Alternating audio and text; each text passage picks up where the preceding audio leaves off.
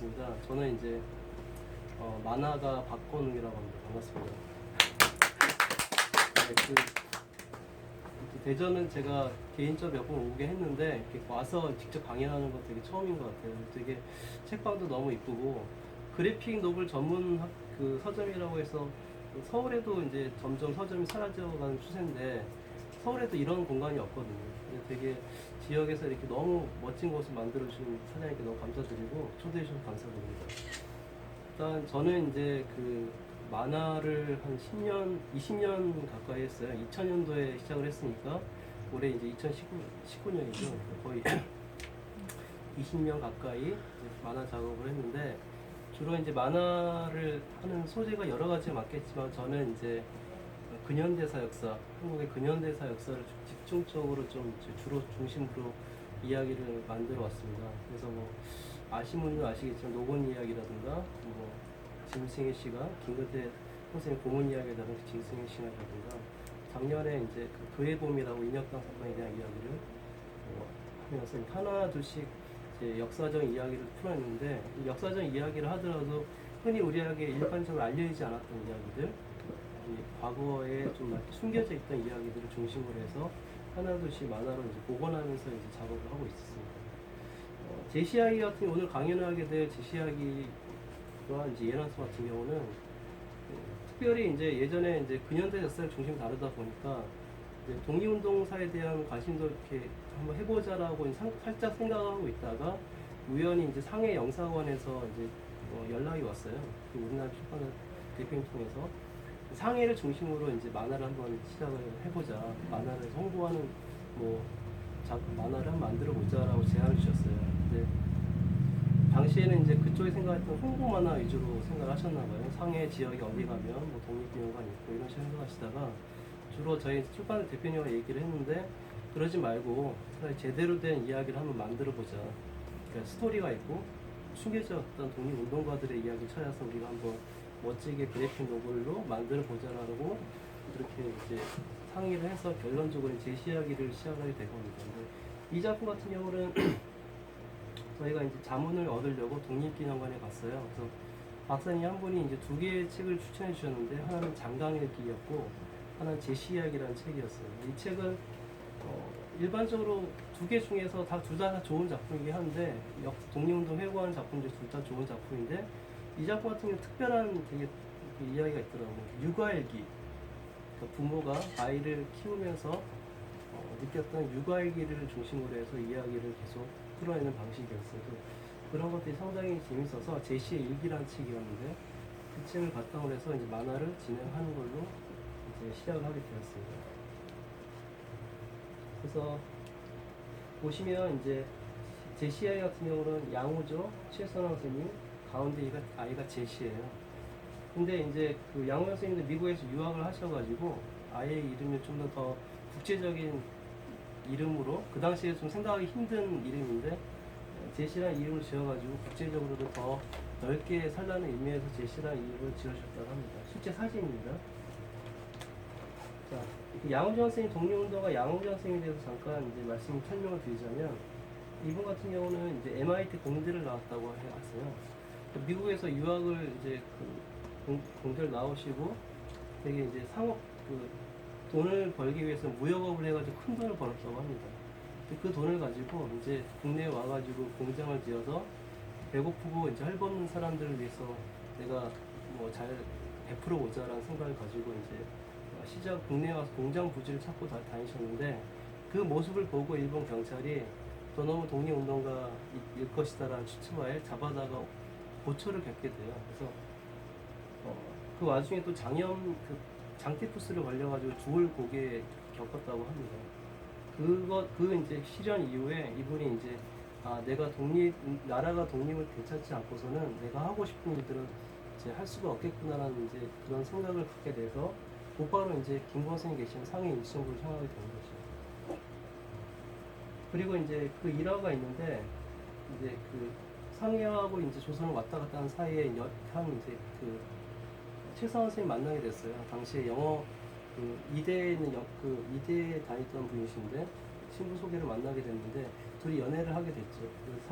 장인어른이 이제 그 양호영 선생님을 그 얘기만 듣고 이제 한번 가서 만나자라고 해서 최선 선생 같이 상해를 갔다고 합니다. 근데 그 맞선하는 자리에서 이제 그 경찰관이 지나가니까 양호 선생님이 이렇게 막 다락방을 숨는 모습을 보고 장혜연이 아 저 정도면 훌륭한 청년이다 해가지고 따님을 그냥 돕고 바로 보고를 가셨다고 합니다. 그 정도로 이제 그 장혜연께서 상당히 의식이 있었던 분이라고 생각이 들어요.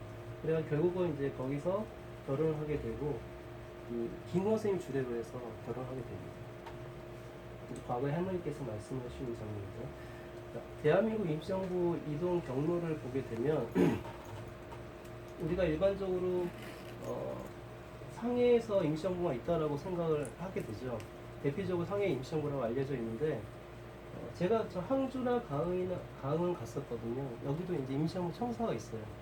각 임시정부가 항주, 가흥, 장사, 광주, 위주, 기강, 중경까지 다 곳곳에 임시정부 청사가 지금도 보존되고 있습니다. 중국의 이제 역사 문화적으로 해서 보존이 돼 있고 그들 다 여기서 다 그냥 청사가 다 있다라고 얘기를 합니다. 상해에서부터 중경까지 가는 여정에 대한 이야기가 그 제시의 일기라는 책에서 빼곡하게 적혀 있습니다. 이제 만화를 처음에 시작하기 전에 이제 상해 영사관에서 이제 답사 기회를 마련해 주셨어요. 그래서 저와 이제 독립운동가 기념관의 박사님과 그리고 연구자들이 이제 같이 팀을 이루어서 상해와 주변의 이제 독립운동 현장들을 답사를 하게 되었죠. 처음 가본 곳이 이제 많이 알려진 독립 임시정부 청사예요. 상해 임시정부 청사.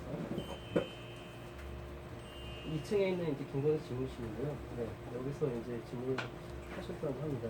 생각보다 되게 작고 좁은 공간이에요. 이분 같은 경우는 이제 김주영 박사님이신 독립기념관에 계셨던 연구자이신데 이분이 이제 사실 보면 캐릭터가 뭐 안전한서나 독립운동만 생각하시는 분이세요.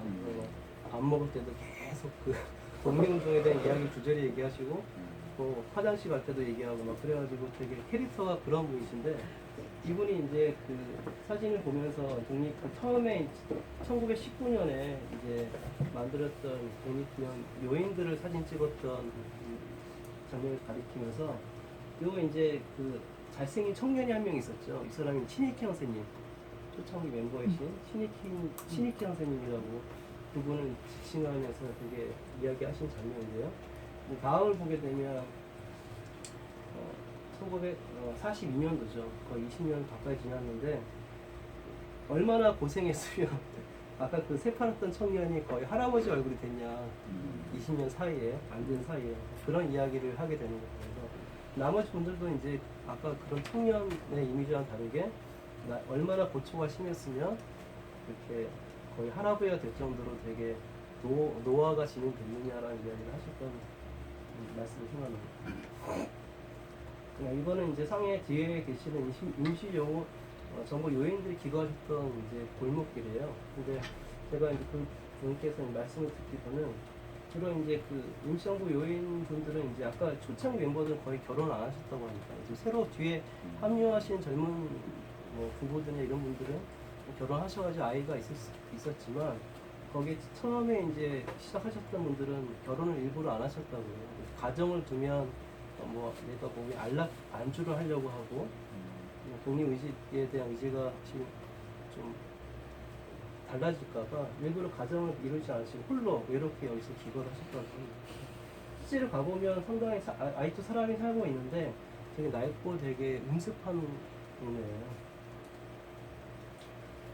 그 상해에서 이제 임시정부가 이제 그 피난하기 중일전쟁이 터지고 피난하기 전에 이제 그 홍커 공원에서 인공위사가 폭탄을 던졌잖아요.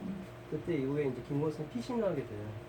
그때 김건선님 현상금이 얼마인지 혹시 아시는 분 계세요? 100만 원이었다고요. 100만 원이면 현재 값어치 200억.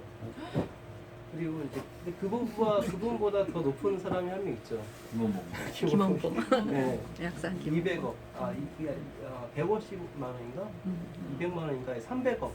현재 가치로 300억에 해당되는 그 현상을 가지고 이제 하셨다고 하는데, 그래도 이제 김건선 얘기 듣기로는 되게 그 유유자적 그냥 시장판을 돌아다니면서 이제 이렇게 배포 있게 활동을 하셨다고 합니다.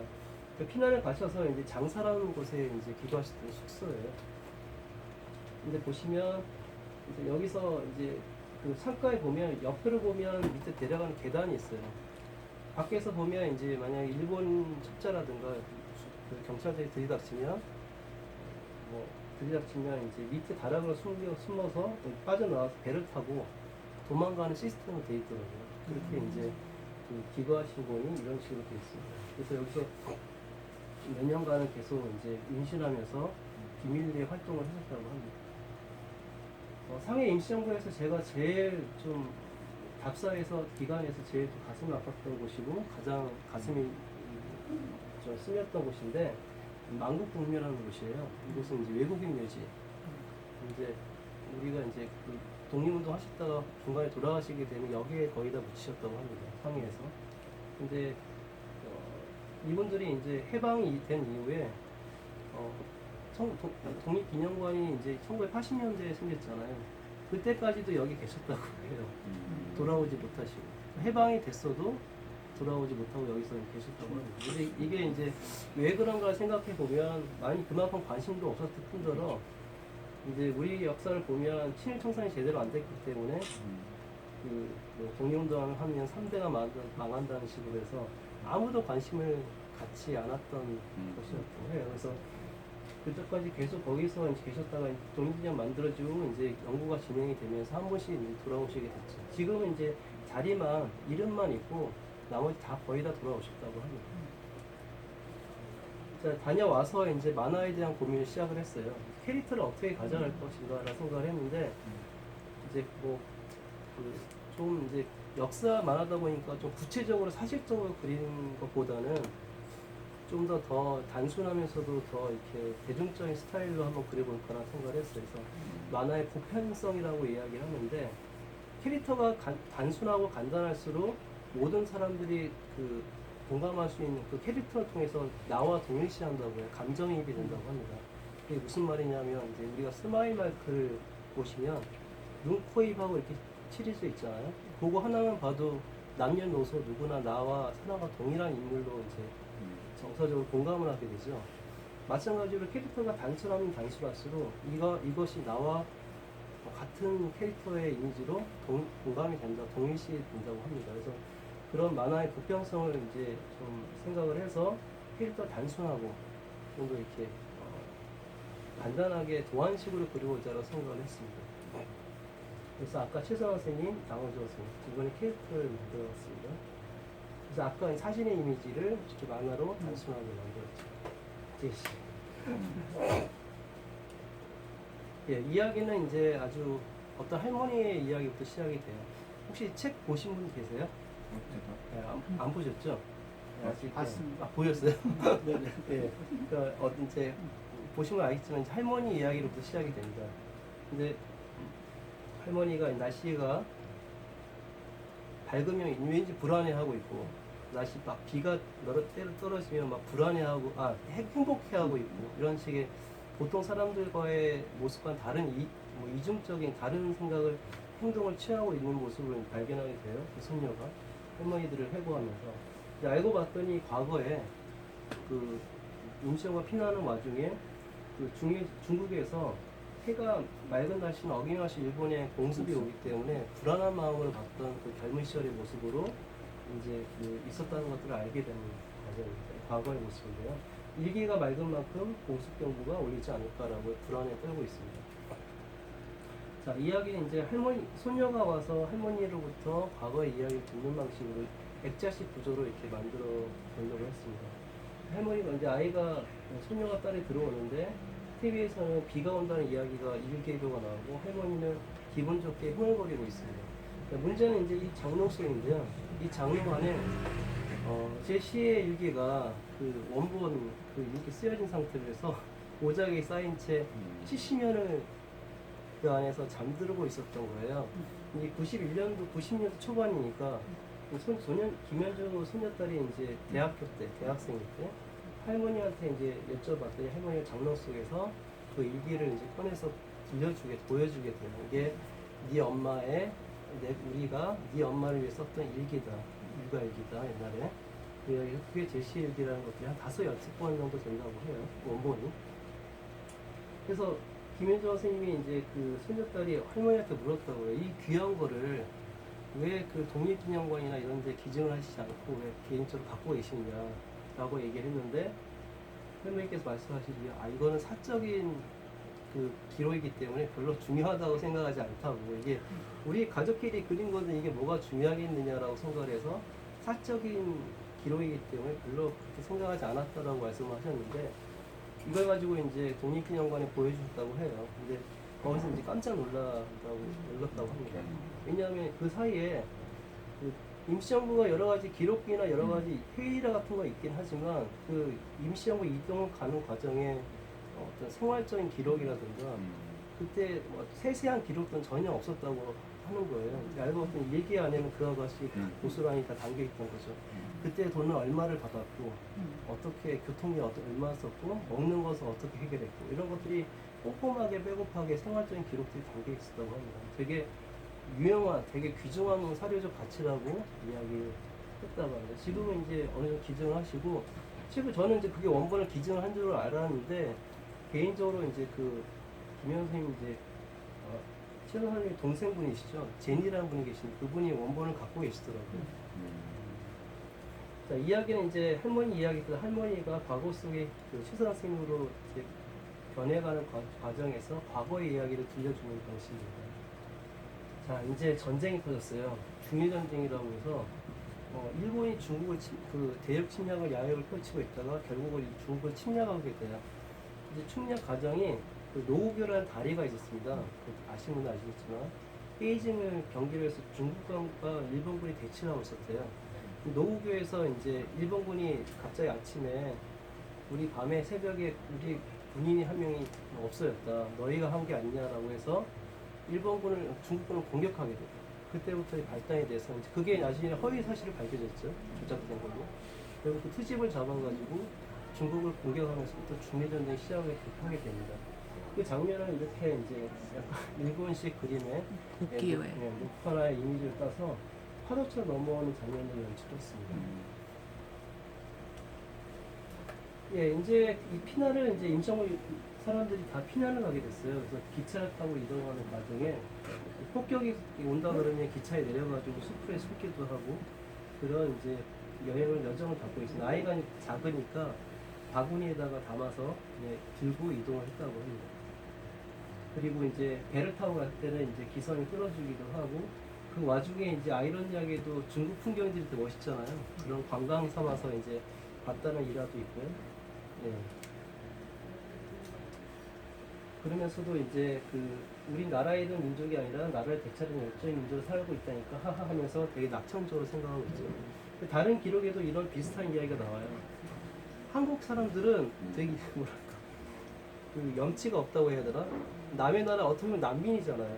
남의 나라에서 나라에 있고 도망다니는 난민인데 불구하고 걔네들은 자존심이 너무 세다고 남의 나라에서 도망다니는 난민 주제에 되게 떳떳하게 자신의 뭐 우리나라에 있는 민족이 아니라 나라를 되찾을 열정으로 살고 있다 이런 관점으로 살고 있었다라는 얘기를 다른 기록에서도 좀 그렇게 보이는 것 같습니다. 그래서 되게 당당하게 부끄러워하지 않고 그렇게 살아왔던 사람들의 이야기가 담겨 있는 것 같습니다. 그걸 모습을 이제 중국 사람이 낯설게 보는 장면을 이렇게 약간 경극의 이미지에 찰바가지로 해서 이렇게 바라보는 이미지로 해서 연출을 했습니다. 그래서 낯선 중국의 눈빛 한 번에도 흔들리지 않을 수 있는 것이다라고 보여주죠. 자, 이제 폭격이 시작이 됐는데 중국에서는 계속 이제 그 어마어마한 폭격을 했다고 해요. 그 거의 뭐 진짜 당시에 이제 그 일본군은 중국군에는 이제 비행기가 하나도 없었대요. 100여 대 정도 있었는데 실제로 전투에 동원할 수 있는 비행기는 몇 대 안 됐고 일본기는 이제 3,000대 전투기로만 쓸 수 있는 게 3,000대 가까이 됐어요. 거의 이제 하늘은 무방인 상태로 중국 전역은 폭격에 다 노출됐던 거죠. 그리고 폭격도 어마어마하게 했었고 그런 폭격에 희생되는 사람들의 모습을 이렇게 꽃이 낙화하는 모습으로 연출했습니다. 한 번은 이제 그런 피난을 가는 와중에 이제 폭격을 해서 우리 굴에 숨었는데 굴에 나와서 보니까 사람들이 막 아우성으로 입고 막 시체가 나무에 매달려 있고 그런 현장 집은 불타 있고 막 이런 식의 현장을 목격한 장면인데 이제 이 지문들은 다 그때 당시 일기에서 체육됐던 것들을 그대로 썼습니다. 저희가 연출했습니다. 뭐 참호가에 된 시도 많이 늘때였다. 아까 한 가지 재밌는 거는 처음에 불을 들어가려고 했대요. 불이 있었는데 처음에 들어가려고 했는데 거기 구에서 사람이 많으니까 나가라고 쫓아냈대요. 근데 다른 불에 들어오니까 나오니까 그 불이 무너져가지고 다 그 안에 사람 죽었다는 거예요. 깜빡했으면 자기가 순간 죽었을 거라는 그런 아슬아슬한 상황들이 이야기하고 있습니다. 당시에 1938년 12월 5일 날 유놈의 장애인종 이력사 생기는 세계 처음으로 뽑힌 참사였다고 한다라고 이렇게 나오죠. 이것보다 더 이제 끔찍한 일들은 중경에서 한번 일어났던 일화가 있는데 이번에 그 박사를 가면서 이 얘기를 들었는데 중경이 그 당시에 마지막에 중국의 수도였거든요. 거기에 폭격을 하는데 한 번은 이제 보통 일반적으로 4시간 하면 폭격이 끊긴대요.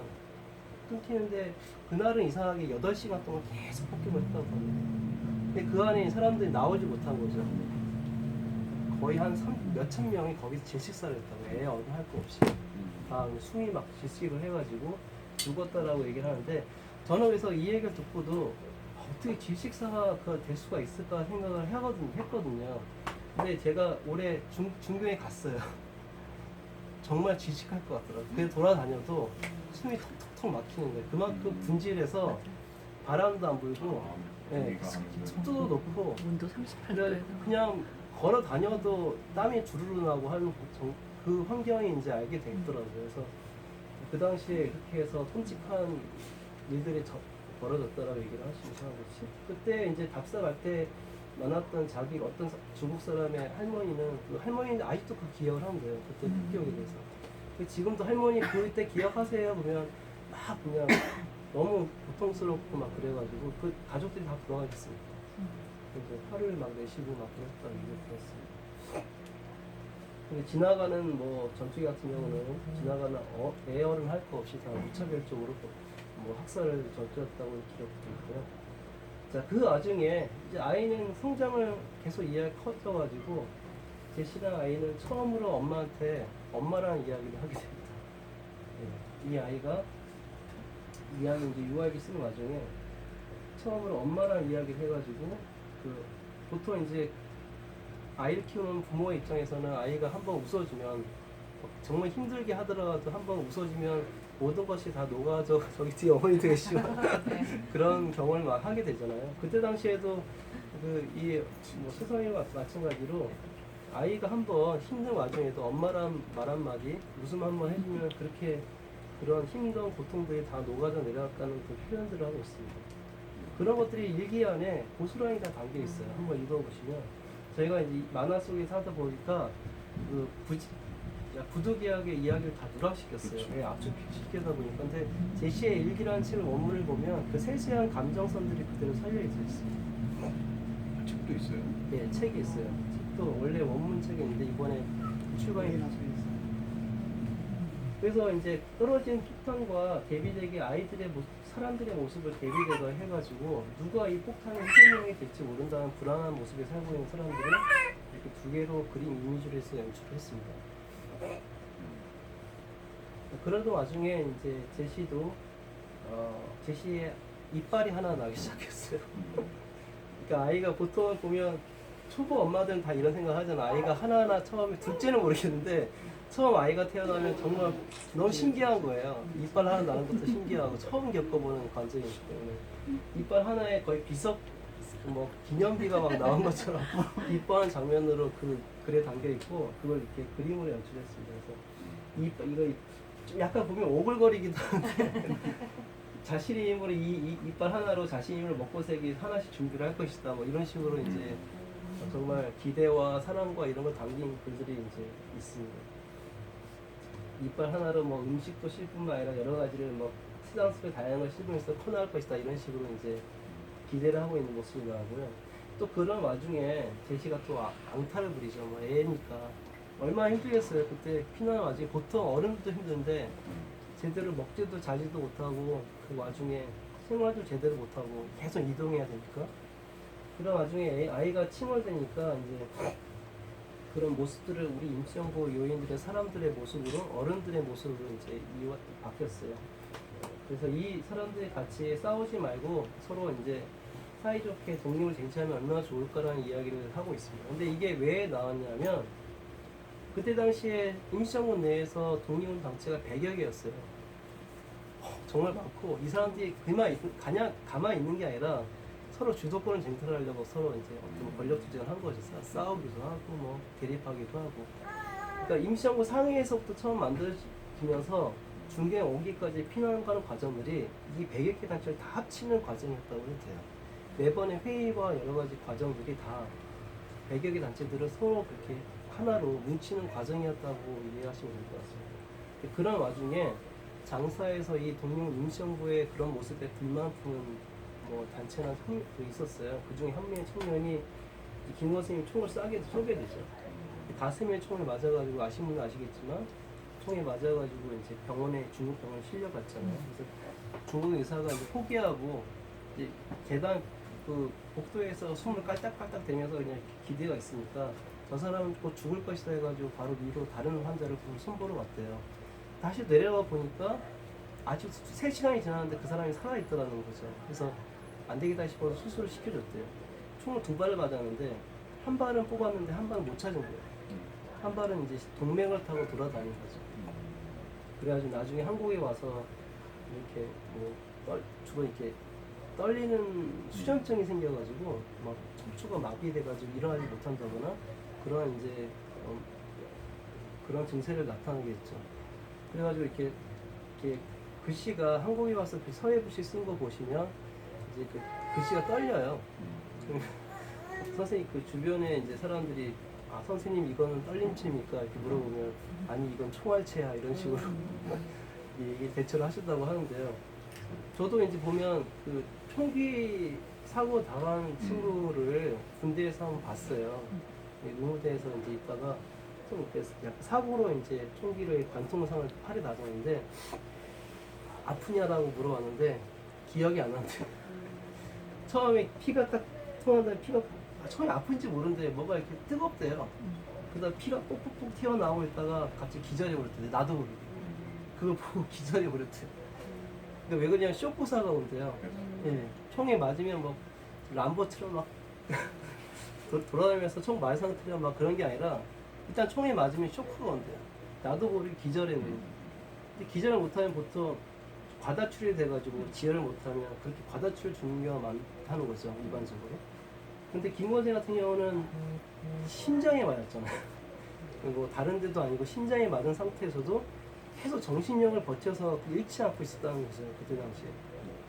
그게 왜 그랬을까라고 생각을 하게 되는 것 같아요. 개인적으로 작가로 이제 작업을 하다 보니까 결국은 내가 쓰러지면 내가 했던 독립운동의 모든 기반이나 이런 것도 다 한꺼번에 무너질 것이며 다른 단체나 이런 거 통합할 수 있는 기회가 없어질 것이다라는 그런 또 막연한 정말 그 생각이 있지 않았을까라는 생각에서 정말 정신줄을 잃지 않고 버텼다라고 생각이 들기도 하는 것 같아요.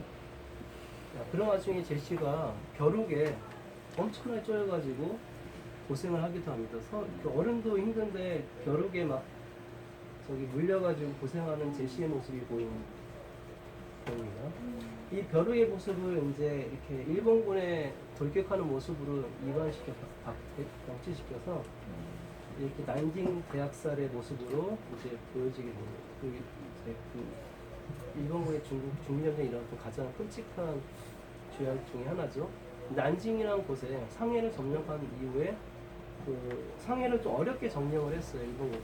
거기에 이제 분해서인지 난징으로 바로 이제 당시에 중국의 수도였는데 바로 진격을 해서 그 난징에 있던 이제 그 30만 명에 가까운 사람들을 포위를 해가지고 안에 있는 사람들 다 죽이고 군인들도 다 지휘관들 다 도망을 갔다고 해요. 그래서 그 안에 지휘관 그 군인들은 중국군은 다 투항을 하게 되고 군인뿐만 아니라 민간인부터 해가지고 30만 명을 학살하게 돼요.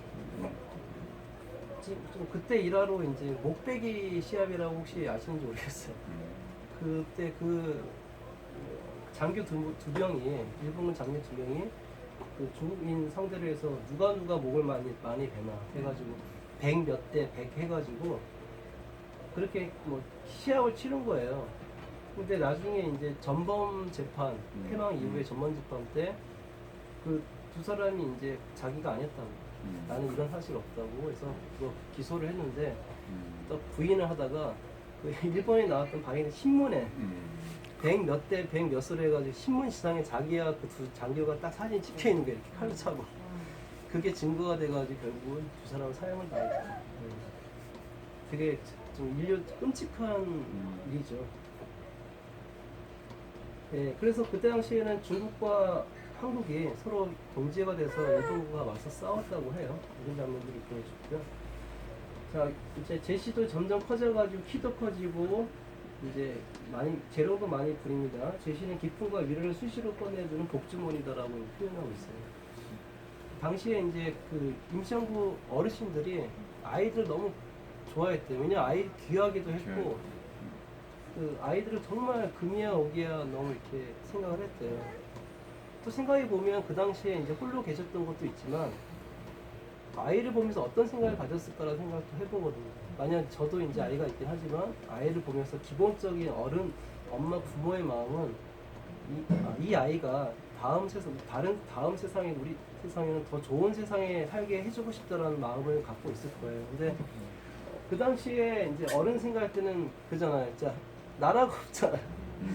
애들이 뛰어놀 나라도 없고 그리고 뭐 어디서 정착할 수도 없는 이 아이들이 너무 안쓰럽고 우리 어른들이 해줘야 할 것들은 이 아이들을 위해서 정말 나를 되찾아야 될 것이다라는 그런 더 힘을 갖게 되는 것이기 때문에 오히려 아이를 봄으로써 우리 희망을 생각하지 않았을까라는 생각을 해보게 됐었고 막연하게 아이를 좋아했다는 것 떠나서 이 아이를 통해서 내가 어떤 식으로든 어떤 활동을 하고 어떤 일을 해야 되는지에 대한 어떤 에너지가 되지 않았을까라는 생각을 하게 됩니다.